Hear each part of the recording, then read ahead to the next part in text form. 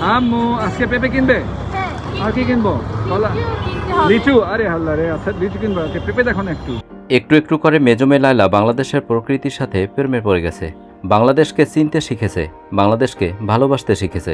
বাংলাদেশের মানুষের আবেগ, মায়া, ভালোবাসা কতটা গভীর ধীরে ধীরে বুঝতে শিখেছে মেজমে লায়লা। বিশেষ করে বাংলাদেশের ফলের প্রতি প্রেমে পড়ে গেছে মেজমে লায়লা।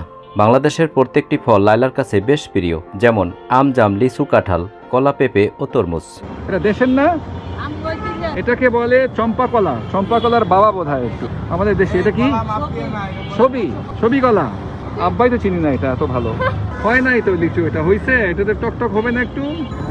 এটা খাই দেখবো।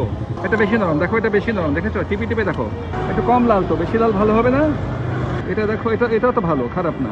দর্শক, কেমন লাগলো আজকের ভিডিওটি? ভিডিওটি যদি ভালো লাগে তাহলে শেয়ার করে অন্যকে দেখার সুযোগ করে দিন। ধন্যবাদ।